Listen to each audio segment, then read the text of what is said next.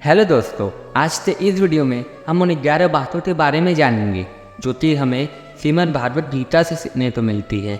इन 11 सीखों को मैं आपको एकदम सिंपल लैंग्वेज में समझाने की पूरी कोशिश करूँगा। इसलिए अगले कुछ मिनट्स आपको मेरे हर एक शब्दों को ध्यान से सुनना और समझना पड़ेगा।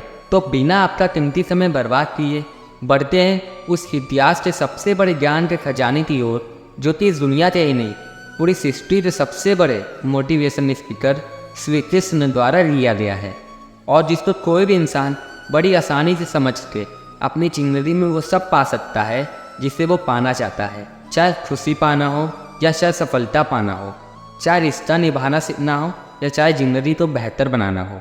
श्री भागवत गीता से ज़्यादा और कोई दूसरा महान कोर्स इस दुनिया में है ही नहीं। आइए शुरू करते हैं। मैं कोशिश करूँगा कि आपको अच्छे से समझा पाऊँ और डिटेल में समझा पाऊँ। कहानी के रूप में भी आपको समझाने की पूरी कोशिश करूँगा। सीख नंबर 1, इस दुनिया में कुछ भी अच्छा या बुरा बिना किसी कारण के होता ही नहीं है। इसे मैं आपको एक कहानी के रूप में समझाता हूँ। एक बार पुराने समय की बात है। एक गांव में एक गरीब आदमी रहता था।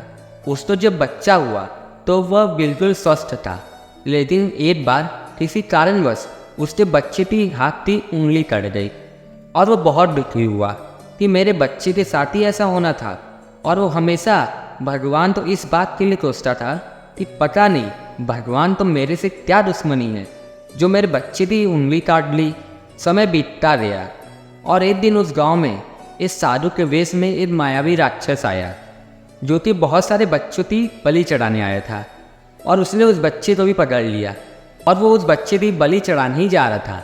तो उसे अपने गुरु की शर्त याद आ गई कि तुम जिस भी बच्चे की बलि चढ़ाओ उसके सारे अंग स्वस्थ होने चाहिए। और उसे उस मजबूरी के कारण उस बच्चे को छोड़ना पड़ा। तभी उस आदमी को रियलाइज़ हुआ, जो कि हमारे वीडियो की पहली सीख है, कि इस दुनिया में कुछ भी अच्छा या बुरा बिना किसी कारण के होता ही नहीं है। सीख नंबर 2, आप किसी भी परिस्थिति में हो, आप कर्म किए बिना और उसका फल पाए बिना रह ही नहीं सकते। ऐसा हो ही नहीं सकता कि इंसान का शरीर इस सेकंड के लिए भी कर्म करना छोड़ दे। कर्म करना हमारे जीवन का अभिन्न हिस्सा है। हम अगर सोते भी हैं तो हमारा शरीर नहीं सोता, वह स्वप्न देखता रहता है और हमारा शरीर श्वास लेता रहता है। हमारे शरीर के अंदर करोड़ों सूक्ष्म कर्ण पाए जाते हैं जो कि अपना कर्म करने में लगे रहते हैं। हम कर्म करने से कभी बच ही नहीं सकते। ऊपर से भगवान कहते हैं कि हमें किसी कर्म में बंध के नहीं रहना चाहिए। आपके समझ में नहीं आया होगा, आइए मैं आपको समझाता हूँ। देखिए, हम ना तो किसी भी पल कर्म किए बिना रह सकते हैं और ना ही हम किसी कर्म में बंध के रह सकते हैं। कहने का मतलब ये है कि अगर आप जो भी काम करते हैं तो ये मान के करें कि करने वाला मैं नहीं हूँ, करने वाला वो है, ऊपर वाला भगवान है। मैं तो सिर्फ एक कारण मात्र हूँ उस कर्म को करने के लिए। ये काम मैं नहीं कर रहा, ये मेरे द्वारा कराया जा रहा है। और जिस दिन हमारी सोच इस जगह पर आ जाएगी, इस लेवल पे पहुँच जाएगी, तो उस दिन हमें कोई दुख ही नहीं होगा। हमें कुछ सोचना ही नहीं पड़ेगा कि हमसे गलती हो रही, हमें कोई पश्चाताप नहीं करना पड़ेगा और हमें कभी किसी चीज़ का घमंड नहीं होगा। सीख नंबर 3, दूसरों से गुलाम रहते खुश रहने के बजाय आज़ाद होकर खुद के दुखों का सामना करना चाहिए। भले ही आपकी ज़िंदगी में कितने ही कष्ट हो, लेकिन अगर आप आज़ाद हो ना, तो आप भी वास्तविक मनुष्य हो। श्री भागवत गीता में गुलामी तो मौत से भी बदतर बताया गया है। इंसान किसी का गुलाम नहीं है, वो तो अपने दिमाग और अपने विचारों का गुलाम है। और आजकल तो वो स्मार्टफोन का गुलाम है। अगर हम कई काम कर भी रहे हैं तो हम किसी गुलाम रहते काम कर रहे हैं। किसी का साथ लेना और किसी का गुलाम बनते कार्य करना, इन दोनों में थोड़ा अंतर है। और जिस दिन हम थोड़े देर आगे चले जाते हैं तो समझो उस दिन हम गुलाम बन जाते हैं। और उस थोड़े का नाम है सेल्फ रिस्पेक्ट। जब तक इंसान अपनी सेल्फ रिस्पेक्ट बनाते कर्म करता है तब तक वो आज़ाद रहता है। लेकिन जब वो किसी सामने इतना गिर जाता है कि उसकी सेल्फ रिस्पेक्ट पूरी खत्म हो जाती है, तो उसकी ज़िंदगी समस्याओं से घिर जाती है और वो गुलाम बनते रह जाता है।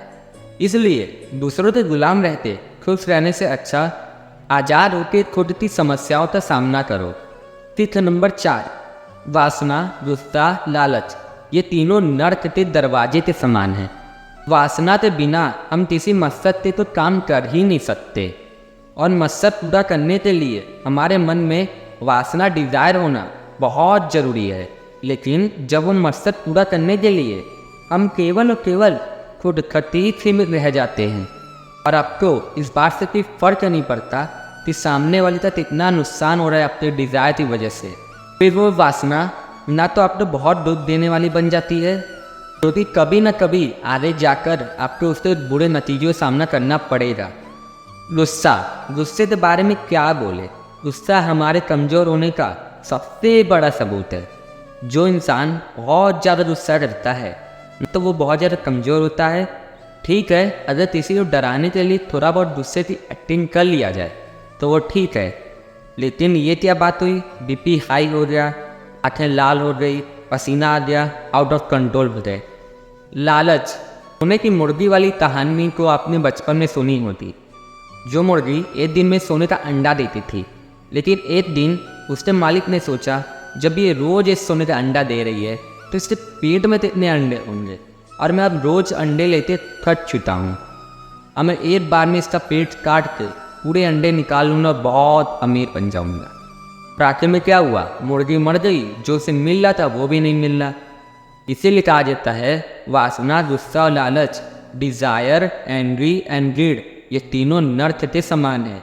मरने वाले नर्क की बात नहीं कर रहा, नर्क के समान जिंदगी जीने वाले नर्क की बात हो रही।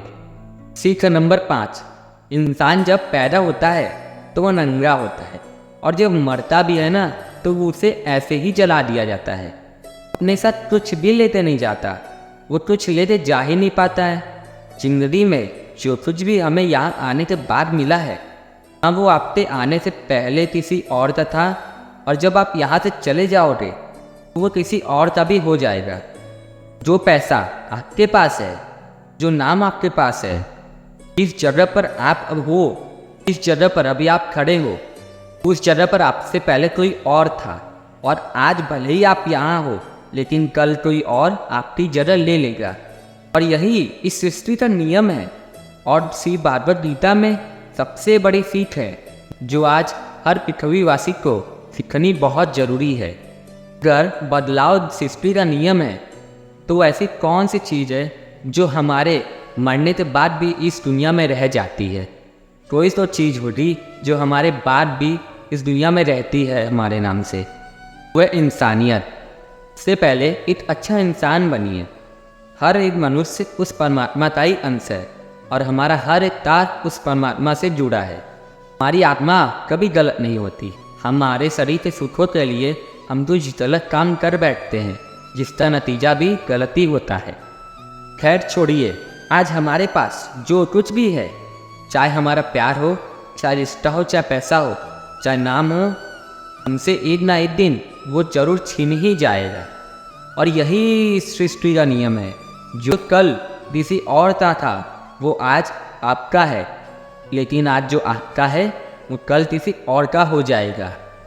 सीख नंबर 6, आज अब अपनी ज़िंदगी में जो कुछ भी हो केवल अपनी सोच की वजह से ही हो।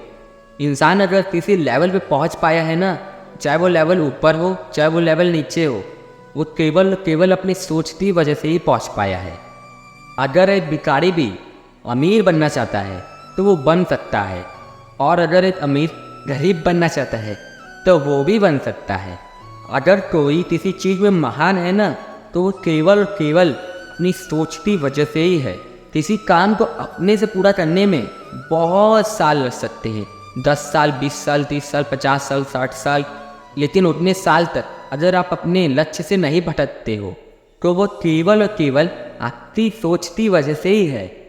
अगर आपने अपने मन में किसी मंजिल को ठान लिया है तो उसको असलियत में जितना मात्र एक औपचारिकता ही रह जाती है। सिर्फ भागवत गीता से मिलने वाली और इस वीडियो की 7वीं सीख, सारी दुनिया में सबसे शांत इंसान सिर्फ वही है जिसका बुद्धि और आत्मा दोनों एक पक्ष में है। इनका दिमाग और दिल एक तरफ है। सुनने में अजीब होगा, वो इंसान कभी भी खुश नहीं रह सकता। उसके विचारों में बहुत सारी इच्छाएं होती हैं, और जब इच्छाएं पूरी नहीं होती हैं तो वो बंदे के अंदर बहुत क्रोध आ जाता है। कि मेरा एक काम क्यों नहीं हो रहा। अगर आप अपने आप को काबू में करते वो कर पाते हैं जो आप करना चाहते हैं और जो वास्तव में सही है और आपको संतुष्टि देता है और जो व्यक्ति वास्तव में आपको करना ही चाहिए, तो आपको खुश रहने से कोई रोक ही नहीं सकता। हमारे मन के अशांत रहने का सबसे बड़ा कारण यही है कि हम बहुत सारे वासना के होने की शर्त पर खुशियों तो बांध के कोने में रख देते हैं। जबकि हैप्पीनेस क्या है, खुशी क्या है, एक मानसिक अवस्था होती है। इसलिए यही कहा जाता है कि जो आपका दिल करे ना वही करो। सीख नंबर 8, कोई भी काम अच्छा या बुरा केवल एक वजह से ही बनता है कि उसको करने के पीछे आपका इरादा कैसा है, आपका इंटेंस कैसा है। आप उस काम को करना ही क्यों चाहते हो? क्या आप उस काम को इसलिए कर रहे हो कि जिससे आपका कोई स्वाद पूरा हो जाए, या आप उस काम को इसलिए कर रहे हो कि किसी का भला हो जाए? काम भले ही एक हो, लेकिन उसका नतीजा इस बात पर आधारित होता है कि आपका उद्देश्य सही है या गलत है। महाभारत के युद्ध में लड़ाई तो पांडव भी कर रहे थे और कौरव भी कर रहे थे, लेकिन दोनों का उद्देश्य बिल्कुल अलग था। पांडव धर्म के लिए युद्ध कर रहे थे और कौरव अधर्म के लिए। दोनों एक ही मैदान में थे और दोनों ही अपनी पूरी ताकत के साथ एक दूसरे से लड़ रहे थे। काम एक होने के बाद भी, मेहनत एक होने के बाद भी कौरव हार गए और पांडव जीत गए। कारण क्या था? कारण था इरादा। एक का इरादा सही था तो दूसरे का गलत। इस वीडियो थी और भागवत गीता थी 9वीं सी। सच्चाई और अच्छाई को कभी हराया ही नहीं जा सकता और ना कभी छिपाया जा सकता है। इसे सच कहने से और अच्छे कर्म करने से कभी मत डरिए। इस विषय में भगवान बुद्ध भी कहते हैं कि सच्चाई और सूरज को ज़्यादा देर तक छिपाया ही नहीं जा सकता। एक वक्त आने पर वो दुनिया के सामने आ ही जाता है। और भागवत गीता में ये भी लिखा है कि अगर आप ऐसा सच बोलते हो जिससे एक मासूम के साथ अन्याय होता है, तो ऐसा सत्य अच्छा नहीं होता। और अगर आप ऐसा असत्य बोलते हो जिससे किसी का बुरा नहीं होता, किसी का भला होता है, तो ऐसा असत्य बुरा नहीं होता। बस ये ध्यान में रखना है कि किसी का बुरा नहीं होना चाहिए, किसी का अन्याय नहीं होना चाहिए, किसी के साथ अन्याय नहीं होना चाहिए। सीख नंबर 10, अगर आप अपनी जिंदगी में कुछ पाना चाहते हो तो आपको उसके लिए संघर्ष तो करना ही पड़ेगा। और अगर आप संघर्ष नहीं करना चाहते तो आपको इस बात का दुख होना चाहिए कि आपको वो सब हासिल नहीं हुआ जो आप हासिल करना चाहते थे। अगर आपको अपने कर्मों का अच्छा नतीजा चाहिए या आपके लिए अपनी ज़िंदगी में कुछ हासिल करना बहुत ज़रूरी है, तो आप ये मत देखिए कि मेहनत का सही समय कौन सा है। आप ये मत देखिए कि आपको भूख लग रही है या प्यास लग रही है। आप ये मत देखिए कि आपको नींद आ रही है या आपको नींद नहीं आ रही है। ये मत देखिए कि आपको सर्दी लग रही है, गर्मी लग रही है, प्यास लग रही है या कुछ भी। अगर आप कुछ पाना चाहते हो या आपकी ज़िंदगी में अपने लक्ष्य का बहुत खास मायने हैं, तो आपको उसके लिए संघर्ष तो करना पड़ेगा। जिसको मेहनत करनी है वो मेहनत करके आगे निकल गया, और जिसको सपने देखने थे और वो अब भी वैसा ही है जब उसने सपने देखना चालू किया था। आपको अपने सपनों के लिए संघर्ष तो करना पड़ेगा। सीख नंबर 11, आपको काम करने के लिए छूट है, लेकिन आप कभी भी अपने आप को उस काम से होने वाली विजय या पराजय में कभी बांधते नहीं रखना है। ये मात्र ऐसी चीज़ है जो अगर इंसान समझ ले तो उसके 100% रूप को ऐसे ही खत्म हो जाएंगे। वो बिना लक्ष्य से हटे मेहनत कर सकता है और ऐसी कोई मंजिल नहीं बचेगी जिसे वो पा न सके। कोई माई के लाल में हिम्मत नहीं होगी कि उसको मंजिल पाने से रोक सके। और अच्छी बात तो ये है कि इतना सब पाने के बाद भी उसमें कभी घमंड नहीं आएगा। आपका कभी भी किसी काम करने में ये उद्देश्य नहीं होना चाहिए कि मैं ये कर्म करूं तो मुझे ये फल मिले, मैं ये करूँगा तो मैं ऐसा फल मिलेगा।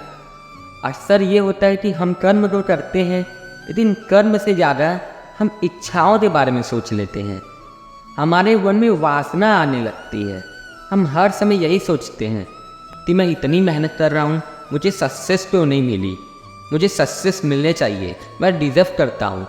और हमारी आशाएं इतनी ज़्यादा हो जाती हैं कि हमारी मेहनत जितनी होनी चाहिए। लेकिन अगर आप अपने काम में सफल नहीं हो पाते तो आपको एक बात जरूर याद रखनी है कि अगर आप इस काम में सफल नहीं हो पाए तो कोई और हुआ होगा जिसने आपसे ज़्यादा मेहनत की होगी। अगर सफलता उसे न मिलती आपको मिलती तो ये तो कहीं ना कहीं अन्याय होता, क्योंकि उसने आपसे ज़्यादा कर्म किया है।